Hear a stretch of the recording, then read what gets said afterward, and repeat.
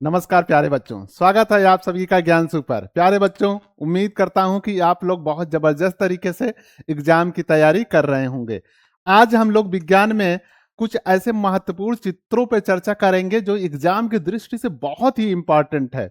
आप उस चित्रों को, आप उस संरचना को एक दो बार तीन बार जरूर प्रैक्टिस करके आप जाइएगा। और चित्र को कैसे बनाते हैं, कैसे उससे ज्यादा स्कोर करते हैं, इन सब चीजों पे हम लोग आज चर्चा कर रहे हैं। ठीक है प्यारे बच्चों, ये लेक्चर आप मिस मत करना, अपने दोस्तों को भी शेयर करना ताकि जो भी और दोस्त आपके हैं वो भी इससे लाभान्वित हों। हम लोग आज चित्र को देखकर समझेंगे कौन सा चित्र इंपॉर्टेंट है और इसको कैसे बनाया जाए, किस तरीके से बोर्ड की कॉपी में लिखा जाए या इसको बनाया जाए, कैसे नाम इसका किया जाए, इन सब चीजों पे हम लोग चर्चा करने चल रहे हैं। ठीक है, टारगेट मेरा है कि आपके बोर्ड एग्जाम में हर विषय में 95 प्लस मार्क्स आपका आए। ठीक है, 4 प्रमुख अध्याय को हम लोग 15 जादुई तरीके से चित्रों को देखेंगे कि चित्र कैसे बने हुए हैं और उसका इंपॉर्टेंस क्या है, परीक्षा की दृष्टि से ये महत्वपूर्ण क्यों है। क्योंकि प्यारे बच्चों, मुझे उम्मीद है कि सबसे ज्यादा आप अभी तक प्रयास याद करने में या पढ़ने में किए होंगे, लेकिन हम आपको बता रहे हैं कि सबसे ज्यादा जो आपका नंबर स्कोर करता है वो करता है चित्र। और चित्र को बनाते हैं, लेकिन बनाने का तरीका क्या है इसी पे हम लोग चर्चा कर रहे हैं। ठीक है प्यारे बच्चों,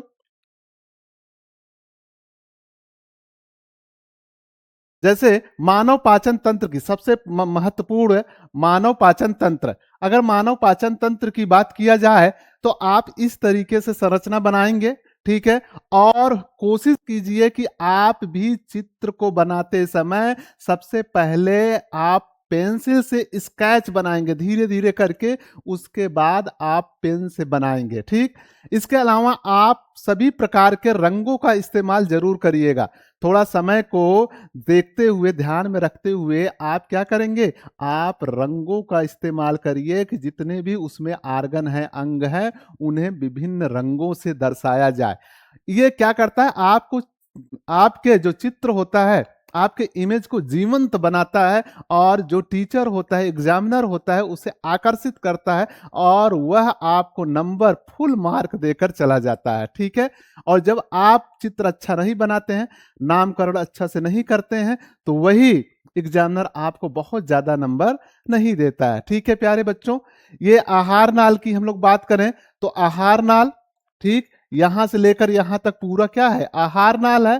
ठीक है, मुंह से गुदा तक लगभग 9 मीटर लंबी लंबी नाल होती है जिसे हम लोग आहार नाल कर रहे हैं। मतलब यहां से शुरू होकर और मुख से, ठीक, इसे हम लोग क्या कहते हैं, आहार नाल कहते हैं। ठीक, ग्रंथियां, इसमें हम लोग को दर्शाना है, जैसे लीवर है, लीवर ये वाला जो पोर्शन है क्या है, लीवर है, इसको भी हमें दर्शाना है क्योंकि पाचन ग्रंथियां क्या करती हैं, पाचन में क्या प्रभावी रोल अदा करती हैं उसके पाचन में। ठीक, पित्तरस बना, ठीक है, पित्ताशय, देखिए यहाँ पित्ताशय को भी जरूर ऐड कीजिएगा आप लोग। पित्ताशय कहाँ बनता है, पित्त कहाँ बनता है, यकृत में मैंने बताया है, और स्टोर कहाँ होता है, पित्ताशय में। ठीक है, ये इमल्सिफिकेशन करता है, वसा का इमल्सिफिकेशन करता है। इसके अलावा ये देखिए, ये क्या है आपका ऊसोफेगस, यहां से फिर आप देख सकते हैं ये आपका है स्टमक। ठीक है, अमाशय है, अमाशय से आगे जाएंगे तो ये ग्रहणी है। ठीक, यहां पर ये जो दिखाई दे रहा है ये अग्नाशय पैंक्रियाज है, और ये वाला जो पार्ट है इसे हम लोग कहते हैं बड़ी आंत, और ये वाला क्या है, छोटी आंत है।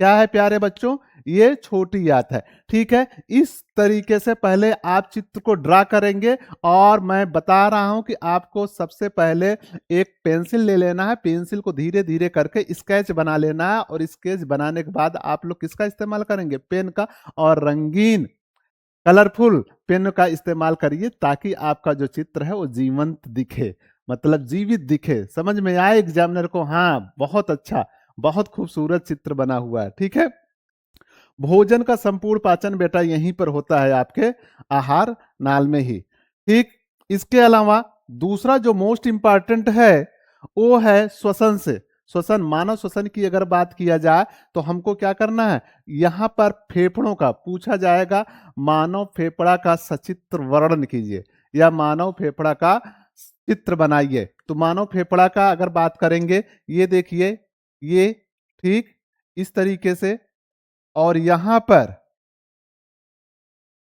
ग्लॉटिड्स, और यहाँ पे श्वास नली और यहाँ भोजन नली, दोनों यहाँ तक क्या होता है, एक होता है। श्वास नली और भोजन नली एक होता है। फिर यहाँ पर देखिए आपके पास दो फेफड़े हैं। कितने फेफड़े? दो। एक लेफ्ट होता है और एक राइट होता है। लेफ्ट और राइट दो फेफड़े होते हैं। आप इसको अच्छी तरीके से क्या करेंगे, आप इसका अभ्यास करेंगे, और जब अभ्यास करेंगे तो आप एग्जाम में बहुत अच्छा बना लेंगे। ज्यादा कुछ नहीं करना है। अगर आप इस तरीके से करिएगा तो देखिए बहुत अच्छे से चित्र बन के निकलता है। ऐसे ही आप करिए। ठीक प्यारे बच्चों, इस तरीके से आप बना सकते हैं चित्र। आप थोड़ा अभ्यास करेंगे तो और अच्छा है आपका बनेगा। ठीक है प्यारे बच्चों, ठीक। और अच्छे से आप बनाने की कोशिश कीजिएगा, क्योंकि आपका वहां परिचय, आपका चित्र, आपकी कॉपी की राइटिंग ही करने वाला है। ठीक। अगला मोस्ट इंपॉर्टेंट है, अगला मोस्ट इंपॉर्टेंट प्यारे बच्चों है मानव हृदय। मानव हृदय को कई बार हमने पढ़ाया है और बताया भी है कि यह आपके एग्जाम की दृष्टि से बहुत ही इंपॉर्टेंट है। ठीक है, आप इस तरीके से बनाइएगा। एक तरफ दिखाइएगा, जो नीले तरफ का दिखाई दे रहा है मतलब यहाँ पर अशुद्ध रक्त है, डीऑक्सीजनेटेड रक्त है। इसका मतलब है इसमें क्या घुला है, CO2 घुला हुआ है। ठीक है, और CO2 जो है थोड़ा सा हल्का नीला रहता है, इसलिए इसे नीले कलर, देखिए यहां से ठीक अग्र महाशिरा और पश्च महाशिरा के द्वारा यहाँ पर रक्त जा रहा है, यहाँ पहुंचा। ठीक है, दाएं नीले में पहुंचा, दाएं नीले के द्वारा इसे होते हुए पल्मोनरी आर्टरी मतलब फुफ्फुस धमनी के द्वारा यहां से, ठीक है, लेफ्ट और राइट, लेफ्ट और राइट लंग्स मतलब फेफड़ों में चला जाता, वहां शुद्ध होता है। वहां शुद्ध होने के बाद अब आप दे सकते हैं इससे फुफ्फुसनी, फुफ्फुस सिरा के द्वारा फिर कहाँ आ जाएगा, बाएं आलिंद में, और बाएं आलिंद से बाएं निलय में, और फिर देखिए बाएं निलय से होते हुए महाधमनी के द्वारा ये पूरे शरीर में पहुंचा दिया जाता है। आप कोशिश कीजिएगा चित्र को ऐसे ही बनाने का। ठीक है प्यारे बच्चों, और ऐसे जब बनाएंगे तो एग्जामिनर समझेगा कि बच्चों को इसकी क्रिया विधि याद है, ये बहुत ही अच्छा बच्चा है, और आपके चित्र से ही आपका मूल्यांकन कर लेता है। ठीक है प्यारे बच्चों, तो यहाँ पर जो चार कक्ष को हम लोग दर्शाना है, दोहरा परिसंचरण, दोहरा परिसंचरण मतलब यहाँ एक परिसंचरण हो गया, दूसरा परिसंचरण हो गया। महाधमनी सबसे बड़ी धमनी जो शुद्ध रक्त को शरीर में ले जाती है, बताया गया है। वाल्व रक्त को उल्टी दिशा में बहने से रोकता है, वाल्व भी मैंने बताया है। ठीक है, इसके अलावा शुद्ध रक्त हृदय के किस भाग में आता है, दायां या बायां, ये आप कमेंट करके बताएंगे। शुद्ध रक्त हृदय में किस भाग में आता है, दायां या बायां, आप क्या करेंगे, कमेंट करके बताएंगे। नेक्स्ट इंपॉर्टेंट है, नेक्स्ट कौन सा इंपॉर्टेंट है, एक्सक्रीटरी उत्सर्जन से, उत्सर्जन से आपको नेफ्रॉन की संरचना पूछेगा। नेफ्रॉन की संरचना या नेफ्रॉन का सचित्र वर्णन कीजिए। ये देखिए दो जो आपके हैं, ये क्या है, किडनी है, क्या है, किडनी है, ब्रिक है, और ब्रिक ये देखिए ब्रिक क्या है, मूत्राशय है। ठीक है प्यारे बच्चों, ये मूत्राशय है, और ब्रिक के अंदर क्या पाया जाता है, नेफ्रॉन पाए जाते हैं, नेफ्रॉन पाए जाते हैं। ठीक है, नेफ्रॉन की संरचना ये है, और पूछा जाता है कि नेफ्रॉन का सचित्र वर्णन कीजिए। क्या करिए, नेफ्रॉन की सचित्र वर्णन कीजिए। उत्सर्जन ब्रिक, मूत्रवाहिनी, मूत्राशय और मूत्रमार्ग। नेफ्रॉन जो है ब्रिक की संरचनात्मक क्रियात्मक इकाई है। ठीक है प्यारे बच्चों, बोमन संपुट क्या है, ये कप जैसी संरचना को हम लोग क्या कहते हैं, बोमन संपुट। आपको बताया गया बोमन संपुट ग्लोमेरुलस, ठीक है, एफरेंट नलिका, और ठीक है अभिवाही और अपवाही नलिका के बारे में बताया गया है। ठीक, हेंसले लूप सब चीज आपको बताया गया है, लेकिन यहाँ पर हम लोग केवल चर्चा कर रहे हैं कौन सा चित्र बोर्ड एग्जाम की दृष्टि से बहुत ही ज्यादा इंपॉर्टेंट है।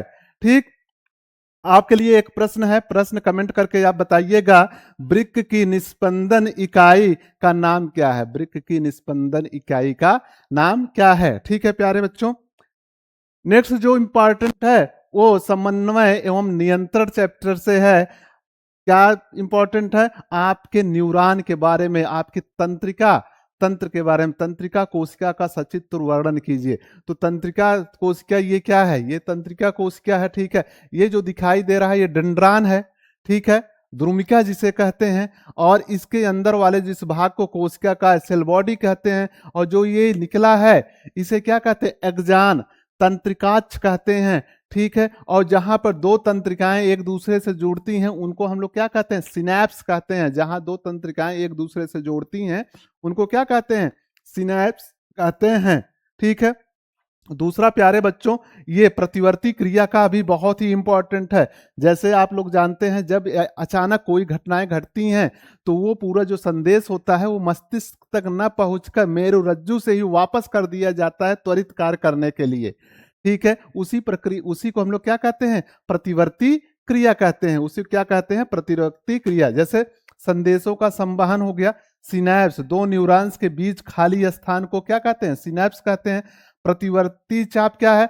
उद्दीपन। उद्दीपन का मतलब जैसे चाय गर्म है, चाय गर्म पे हाथ एक पड़ गया, ठीक है, संवेदी तंत्रिका यहां होगी, उसने सूचना को एक्सेप्ट किया, सूचना प्राप्त किया, ठीक है, मेरुरज्जु तक पहुंचाया, स्पाइनल कार्ड तक, मेरुरज्जु तक पहुंचाया, ठीक। प्रेरक तंत्रिका, वहीं से आगे न बढ़ के तुरंत त्वरित उत्तर दे दिया जाता है कि भाई जाइए, तुरंत हाथ हटाइए नहीं तो हाथ जल जाएगा, ठीक है। उसके बाद प्रेरक तंत्रिका पेशी को आदेश करता है और हम लोग क्या करते हैं? हाथ को हटा लेते हैं। तो ये भी प्रतिवर्ती क्रिया को सचित्र वर्णन करने के लिए आपके एग्जाम में आ सकता है, ठीक है। इसके अलावा है ब्रेन, ह्यूमन मस्तिष्क, मानव ब्रेन की हम लोग बात करते हैं। मानव ब्रेन भी इंपॉर्टेंट है परीक्षा के दृष्टि से, और इसको भी एक दो बार आप प्रयास कीजिएगा बनाने का, ठीक है। और दूसरा चीज कहां पर क्या स्थित है उसे, जैसे अगला वाला जो ये वाला भाग है पूरा यहां से लेकर यहां तक, इसे हम लोग क्या कहते हैं? प्रमस्तिष्क कहते हैं। थिंकिंग मेमोरी, मतलब यहीं पर पूरा हम लोग थिंकिंग करते हैं, सोचते हैं, समझते हैं, प्यार करते हैं, घृणा करते हैं, ये सारी चीजें जो होता है वो हमारे प्रमस्तिष्क में होता है, जो अगला वाला होता है, ठीक है। दूसरा क्या है? अनुमस्तिष्क, बैलेंसिंग, जो बैलेंस करने का हमारे पास क्रियाकलाप होता है वो अनुमस्तिष्क के पास होता है। बैलेंस वाला जो होता है, जैसे चलते समय हम लोग आराम से चलते हैं, कोई दिक्कत नहीं होता है, कौन बैलेंस कर रहा है? आपका अनुमस्तिष्क कर रहा है। मेडुला, इनवैल्यूटरी एक्शन, मतलब अनैच्छिक क्रियाओं को जो कंट्रोल, अनैच्छिक क्रियाएं जिसके द्वारा हो रहा है वो किसके द्वारा हो रहा है? मेडुला के द्वारा हो रहा है, ठीक है। प्रमस्तिष्क, सोचने, याद रखने और ऐच्छिक क्रियाओं का, हम लोग जैसे ये सारा जो कार्य कर रहे हैं जिस पे हमारा नियंत्रण होता है वो सब प्रमस्तिष्क, प्यार करते हैं, घृणा करते हैं, इमोशन करते हैं, सारा प्रमस्तिष्क का ही काम होता है, ठीक है।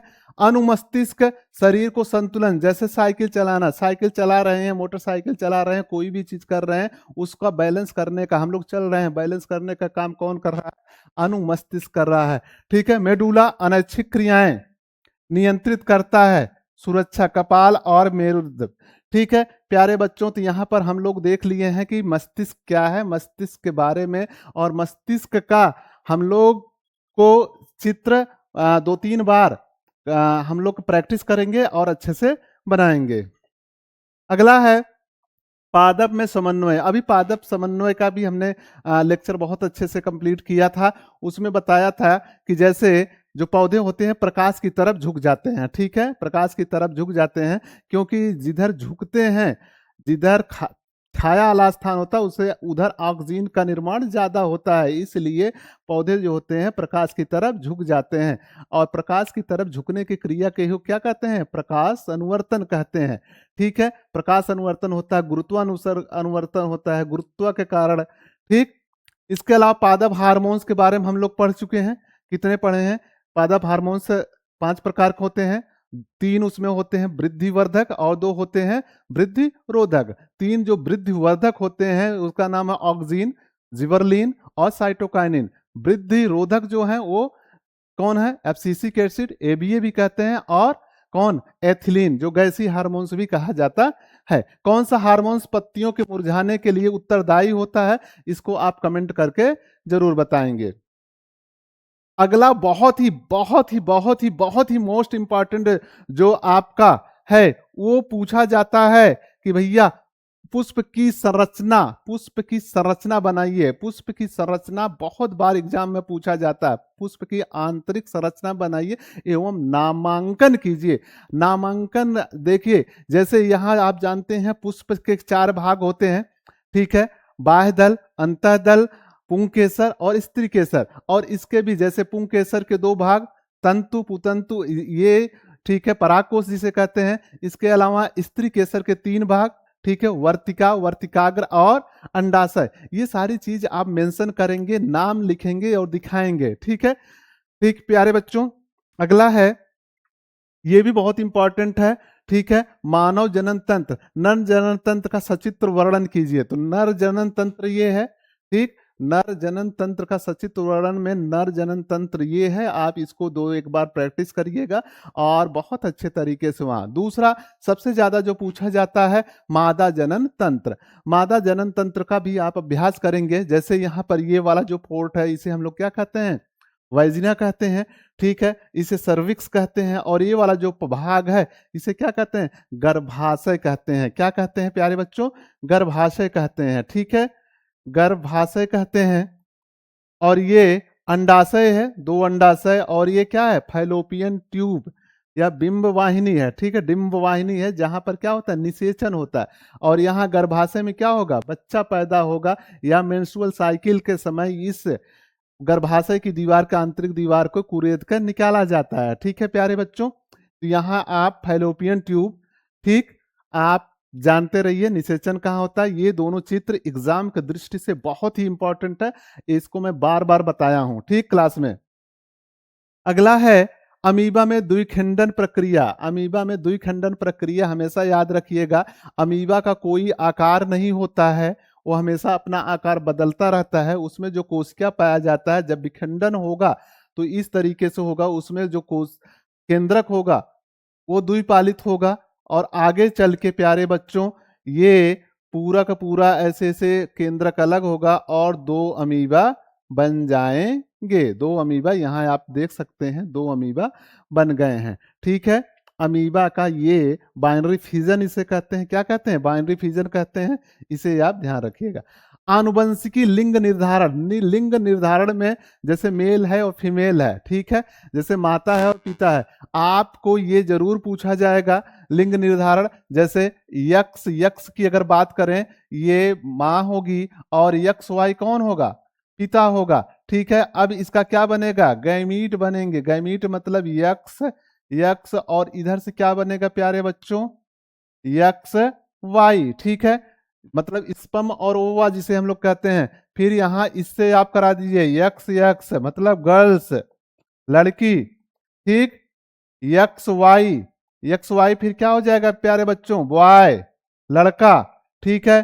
फिर यक्स यक्स, ठीक, गर्ल, और फिर यक्स वाई, फिर यक्स वाई, तो क्या हो गया? बॉय, ठीक है। लिंग निर्धारण आप जानते हैं, अगर पुरुष की बात किया जाए या स्त्री की बात किया जाए, मानव में टोटल गुणसूत्रों की जो संख्या होती है वो 46 होती है, जिसमें से 44 जो गुणसूत्र होते हैं या 22 जोड़े जो गुणसूत्र होते हैं वो ऑटोसोम होते हैं, मतलब पुरुष और स्त्री में एक समान होते हैं, कोई उसमें परिवर्तन नहीं होता है। लेकिन 23वां जोड़ा जो होता है, ठीक है, इसे हम लोग कहते हैं लिंग गुणसूत्र। लिंग गुणसूत्र का मतलब क्या होता है? इसी के द्वारा मेल और फीमेल अलग होते हैं। मतलब जो हमारे लैंगिक लैंगिक जो संरचनाएं बनती हैं जिससे हमारा विभेदन हुआ है, हम मेल हैं और फीमेल हैं, वो लक्षण किस पे है? 23वें जोड़े पे है। इसलिए इसे हम लोग क्या कहते हैं? लिंग गुणसूत्र कहते हैं। और 22 जोड़ा जो होता है मेल में और फीमेल में समान होता है। जैसे मेल में अगर 10 उंगली है हाथों में, तो फीमेल में भी 10 होगा। 2 आंखें हमारे हैं, 2 आंखें उनके पास है, कान हमारे पास 2 है तो उनके पास सेम सारी संरचनाएं होती हैं। केवल वही जो जननांग होते हैं हम लोगों के बदल जाते हैं, मेल में अलग हो जाता है, फीमेल में अलग हो जाता है। और ये किसके कारण होता है? जो 23वां जोड़ा गुणसूत्र होता है, ठीक है प्यारे बच्चों। अगला बताएंगे मनुष्य में गुणसूत्र के कितने जोड़े होते हैं, इसको आप कमेंट करके जरूर बताएंगे। ठीक, नेक्स्ट है मेंडल का एक संकर संकरण। ठीक है, मेंडल का जो एक संकर संकरण है इसको आप करके जाएंगे, क्योंकि प्यारे बच्चों वहां पर जब आप अभ्यास नहीं करते हैं तो भूल जाते हैं। मेंडल ने एक संकर संकर में एक लक्षण लिए थे, जैसे टॉल मतलब लंबा, ठीक है, बौना, ठीक है, बौना लिए थे, ड्वार्फ लिए थे, और capital T small T allele के बीच में क्या कराया था, हाइब्रिडाइजेशन कराया था, संकरण कराया था। ठीक है, जैसे यहां पर देखिए कैपिटल टी और कैपिटल टी, स्मॉल टी, ठीक है प्यारे बच्चों। अब ये दोनों, ये शुद्ध क्या था, लंबा था, और ये शुद्ध बौना था, इनका क्या बनाया, गैमीट बनाया। ठीक है, तो जब गैमीट बना तो कैपिटल टी स्मॉल टी, ठीक है प्यारे बच्चों। तो पहली पीढ़ी जो हुई सब कैसा हो गया, सब लंबे हो गए, मतलब संकर हो गए। लेकिन जब उनके बीच में आपस में संकरण कराया गया तो क्या हुआ, पृथक्करण का नियम लगा। ठीक है, पृथक्करण का नियम लगा और लक्षण अलग हो गए, और वहां जो रेशियो मिला 3:1 का, मतलब 3 लंबे मिले और एक ड्वार्फ हो गया, क्या हो गया, बौना हो गया। ठीक, और इसमें से आप देख सकते हैं ये और ये पौधा जो है वो कैसा है, ये है संकर पौधा है। ठीक है प्यारे बच्चों, अगला है बोर्ड परीक्षा के लिए ड्राइंग ट्रिक कैसे हम लोग बनाए। प्यारे बच्चों सबसे ज्यादा इंपॉर्टेंट यही हम लोग बात करेंगे। जैसे मान लीजिए ये आपने पत्ती बनाया, ये पत्ती बनाया, इधर उधर स्केच है, ठीक है, मध्य सिरा, सिरा, पड़बिन, ये ठीक है, कहीं यहाँ लिख रहे हैं, कहीं यहाँ लिख रहे हैं, और आप ऐसे करते हुए चले जा रहे हैं। ठीक, मतलब स्केल का इस्तेमाल नहीं कर रहे हैं, तो ये एक हिसाब से रॉन्ग है। क्या है, रॉन्ग है। जब भी आप बनाइए, जैसे ये वाला जैसे लीफ बना हुआ है, एकदम सुंदर संरचना बना हुआ है, और कोशिश कीजिए जितने नाम है उसको एक तरफ लिखिए, और इशारा आप किसका करिए, स्केल लेकर सीधी रेखा से कीजिए। ये देखने में बहुत ही सुंदर अट्रैक्टिव लगता है, और जो एग्जामिनर होता है उसे कॉपी पे फोकस करने का मौका मिलता है, और वो आपका मूल्यांकन आपके हैंडराइटिंग और आपके चित्रण से कर लेता है। ठीक है प्यारे बच्चों, तो उसके बाद जब चित्र बन जाए चारों तरफ से क्या कर लीजिए, अंडरलाइन कर दीजिए इस तरीके से, और यह एक परफेक्ट चित्र बन गया। ठीक है प्यारे बच्चों, करना क्या है, पहले सबसे पहले एचबी पेंसिल से हल्की आउटलाइन बनाएं, मैंने पहले ही बता दिया। सभी नाम एक ही तरफ लिखें, स्केल का प्रयोग करें, हाथ से टेढ़े मेढ़े तीर ना बनाएं। चित्र पूरा होने के बाद उसे एक बॉक्स में बंद कर दें, जैसे ये बंद हुआ है। गैप्स, लाइनों को आपस में ओवरलैप न करने दें। ठीक है प्यारे बच्चों, ये चीजें आप विशेष ध्यान रखेंगे। All the best. अगला प्रश्न आप कमेंट करके बताएंगे। नेफ्रॉन का चित्र बनाकर अभ्यास करें और कमेंट करके बताएं। ठीक है, मानव हृदय में रक्त प्रवाह की दिशा को जरूर दिखाएंगे। ठीक, अमीबा में द्विखंडन प्रक्रिया को भी आप करके देखेंगे। ठीक, अब अगला प्रश्न ये है कि अगली क्लास आप क्या पढ़ना चाहेंगे, कमेंट करके बताइए। प्यारे बच्चों, आई होप आपको ये क्लास बहुत ही अच्छा लगा होगा। अगर क्लास आपको अच्छा लगा होगा तो अपने दोस्तों से शेयर करिए, और उनको बोलिए कि लाइव जब क्लास हो, ठीक है, उसमें आके ये जुड़ें। क्योंकि जब मैं लाइव क्लास लेता हूं बहुत सारे बच्चे जानते तो हैं, लेकिन वो कहते हैं सर टाइम नहीं मिला, तो ऐसी प्रक्रिया ना हो। ठीक है, इसी के साथ आप सभी को ऑल द बेस्ट। चित्रों का बहुत ज्यादा अभ्यास करिए, नामकरण का अभ्यास कीजिए। इसी के साथ आप सभी को ढेर सारी शुभकामनाएं। जय हिंद।